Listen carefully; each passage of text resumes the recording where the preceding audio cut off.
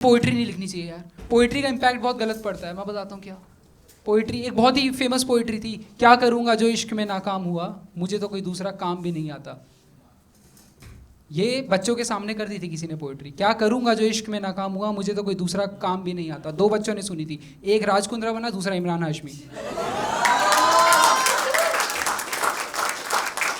तो पोइट्री नहीं करनी चाहिए यार। पोइट्री बहुत मायूस होती है। मुझे लगता है कि कोई भी चीज़ ना लाइफ में इतनी बुरी लगती नहीं है जब तक उस पर पोइट्री ना की जाए।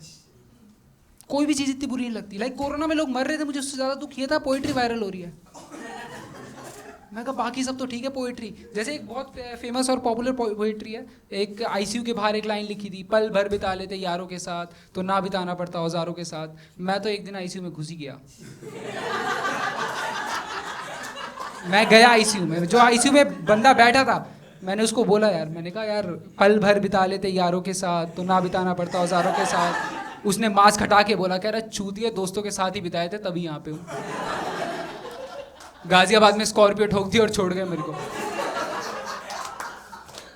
एंड पोइट्री बहुत बदमनुस होती है यार। लाइक मैं मुंबई गया था। लाइक पोइट लोग क्या है पता है क्या है, कहीं भी ऑडियंस ढूंढते हैं। मैं मुंबई गया था, जुहू बीच पे मैं खड़ा था, एक पोइट मेरे साथ में आके खड़ा हो गया। ऑब्वियसली अटेंशन चाहिए थी, मैं भी अकेला ही खड़ा था, ऑब्वियसली इंजीनियर। सो मैं अकेला खड़ा था। वो कहता भाई साहब ये लहरें टकरा के मेरे पैरों से क्या कहती है जानते हैं। मैं तो साइड हट गया।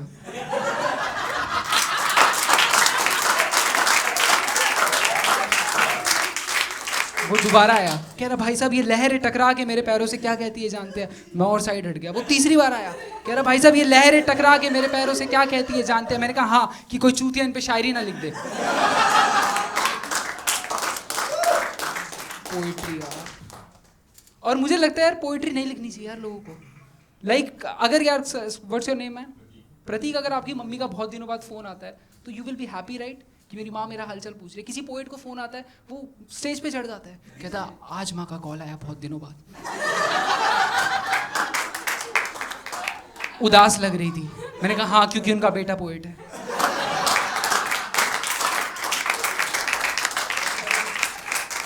और लोग यार उर्दू यूज कर लेते हैं पोएट्री में।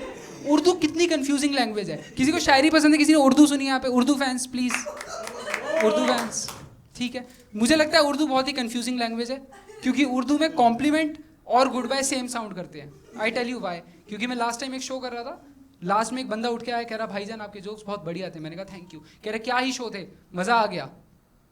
क्या ही शो था, बहुत मजा आ गया, खुदा आपको जन्नत बख्शे।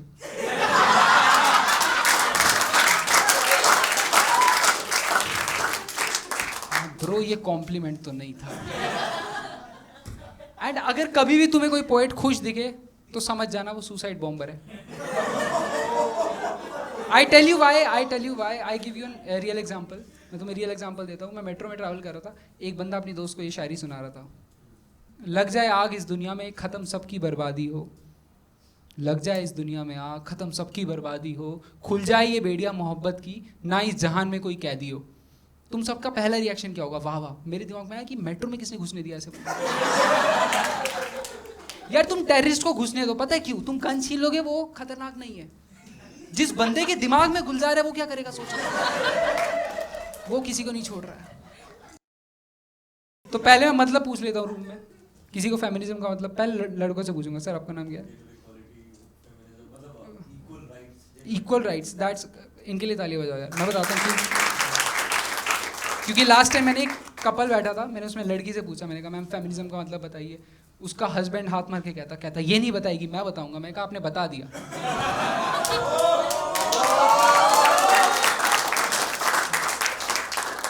तो मैं 1 साल से जोक्स कर रहा हूँ, फेमिनिज्म पे कर रहा हूँ, मैं फेमिनिज्म समझाने के लिए। तो मैं नोएडा में शो कर रहा था, तो 1 घंटे मैंने फेमिनिज्म पे जोक्स किए। 4 लौंडे उठ के आए, कह रहे ब्रो हमको समझ आ गया फेमिनिज्म का मतलब। मैंने कहा यार वाओ, मेरे शो ने इम्पैक्ट कर दिया। कह रहा ब्रो हमें समझ आ गया फेमिनिज्म का मतलब इक्वालिटी, ट्रीट एवरीवन इक्वल। मैं कहा दैट्स ग्रेट मैन, तुझे समझ आ गया। कह रहा कल से लौंडे भी छेड़ेंगे।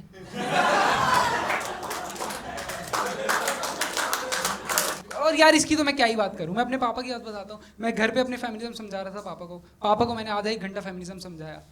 मैंने पापा फिर 1 घंटे बाद बोलते, कहते बेटा मेरे को समझ आ गया फेमिनिज्म का मतलब। मैंने कहा दैट्स ग्रेट। मैं खुशी से पागल, मैं चला गया दोस्तों को बताने। पापा कह रहे कहाँ जा रहे हैं? मैंने कहा दोस्तों को बताने।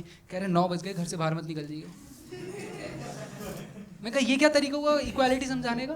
लाइक इस आदमी का शुक्र है एनजीओ नहीं है। लाइक मैं तो किसी को सिंपैथी नहीं दिखा सकता। मैं कहा पापा वो लंगड़ा है, मुझसे देखा नहीं जाता, कुछ करे क्या उसके लिए? यू वांट इक्वालिटी में राइट, चक्कू लेके आ, तेरे भी पैर काट देते हैं। This is not the right way to show equality guys. अब मुझे लग रहा है पेड ऑडियंस तो नहीं है।